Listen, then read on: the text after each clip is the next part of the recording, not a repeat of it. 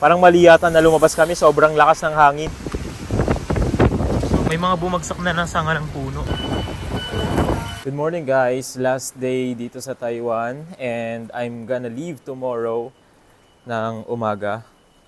Pero today, maulan kasi merong bagyo. Kami sa pasalubong, sa bilihan ng pasalubong. Unfortunately, medyo stranded ako kasi na-cancel yung flight ko ng Cebu Pacific.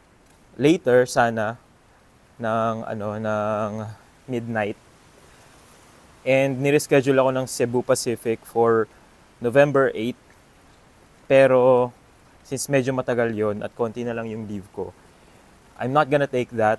So, nag-book ako ng ibang flight na for tomorrow naman, November 1 ng afternoon.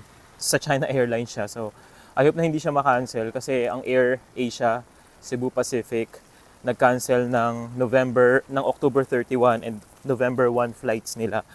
Parang mali yata na lumabas kami, sobrang lakas ng hangin. Magla-landfall pala yung bagyo ng 2 p.m. and it's 12:30 p.m. Kami lang yung tao dito talaga, oh. Lahat ng tao yata nasa loob ng kanilang bahay or nasa kotse. Update, nasira yung payong ko, sobrang lakas ng hangin. Sira siya. Saan ka nakakita ng McDo na may salad? Sa Taiwan, B. Wala silang rice dito. Nandito kami ngayon uli guys sa Carrefour para maghanap ng mga pasalubong. So meron sila ditong part na may mga appliances.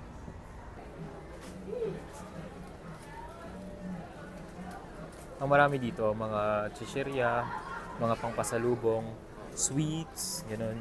Ang uso na pangpasalubong dito yung mga candied mochi. May mga palaman na red beans at mga matcha flavored. Yun yung actually yung binili ko para pangpasalubong sa mga workmates. Sa mga sumalo ng work habang ako ay nandito sa Taiwan. Ito yung nasa dulo, yung mga drinks refreshment section. And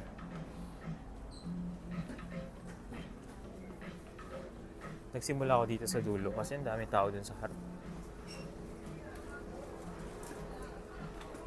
Tapos dito yung mga snacks. Ang daming tao today, ah. Today is Thursday, October 31. May bagyo sa labas. Kaya yung mga tao nandito sa loob, nagsha-shopping. Compared to yesterday, mas maraming tao ngayon. Tapos meron silang mga fresh goods section dito sa may bandang harap sa third floor. Doon sa second floor, yun yung mga appliance, mga kung ano-anong mga gamit, mostly mga hardware, ganyan. Dito naman, yung mga goods.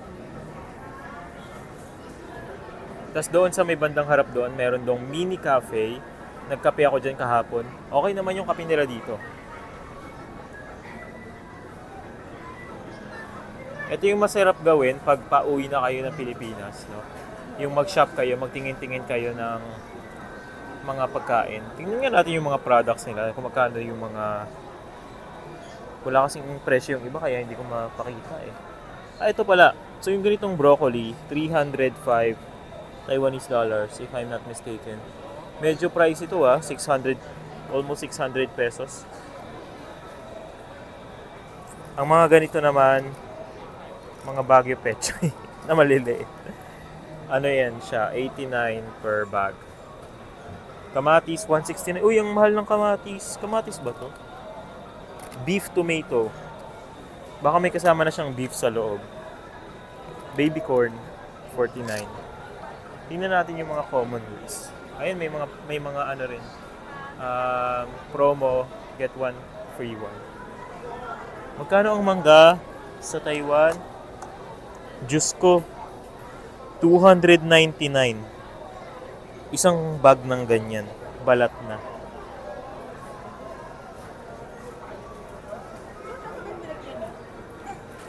mushrooms.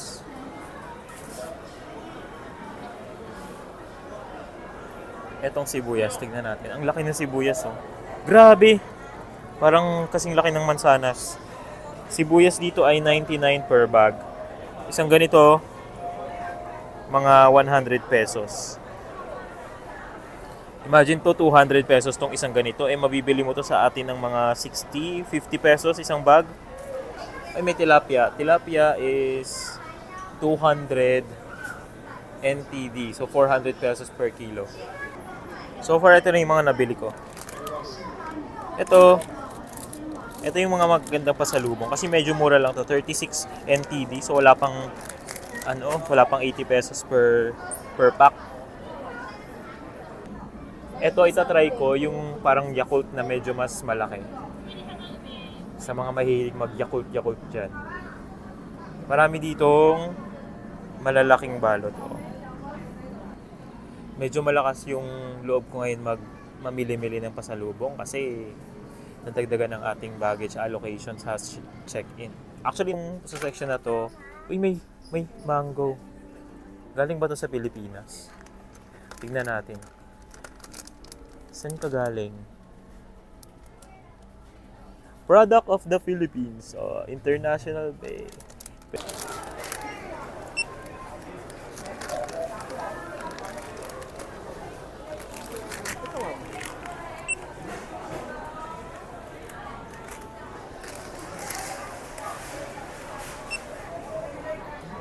Yun guys, nag-shop na ako and nakapag-checkout na ako sa Carrefour ng mga pasalubong. Ayan. Pwede kayo mag-self-checkout para mas mabilis and para ma-experience nyo yung ganun. Kasi wala naman tayong ganun halos sa Pilipinas, no? Pabalik na kami sa accommodation. And wala na kaming agenda today kasi maulan nga. Time check, it's 2:32 in the afternoon. Exact time na dapat nagland na yung bagyo, yung super typhoon dito sa Taiwan. And nag-Uber na kami pabalik kasi sobrang lakas ng ulan sa labas. And sobrang lakas ng hangin. Ang OA ng hangin guys, lumabas kami ngayon na nandito kami sa Ximending. Sobrang lakas ng hangin. Pero panaka-naka siya, yung hindi siya yung consistently strong. Parang biglang lalakas, biglang normal. Kaya mas nakakatakot. Hindi mo alam kung kailan.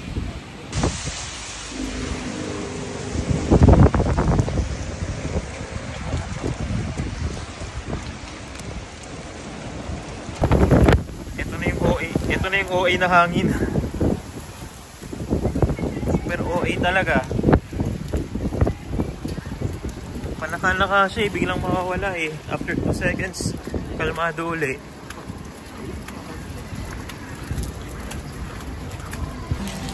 May mga bumagsak na ng sanga ng puno. Ang laki niya, no? Galing doon.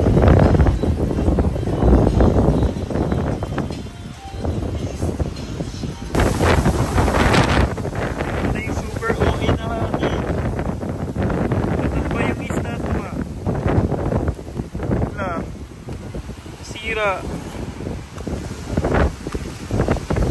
Sobrang lakas. Uy! Nililipat. Tapos kumabalik na kami ng accommodation para magtago. Tignan nyo. Napabayaan na yung mga paninda nila. Sayang naman o pati ito.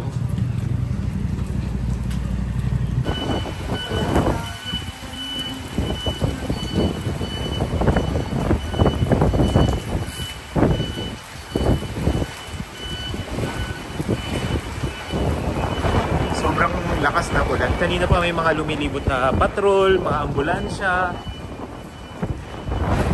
Parang siguro naghanap sila ng kailangan ng mga tulong, ganun. Tatanggal na yata yung trapal na, hindi ko alam kung ano yan, billboard, takip. Anyway, matatanggal yata siya dyan. Delikado kasi yan pag lumipad.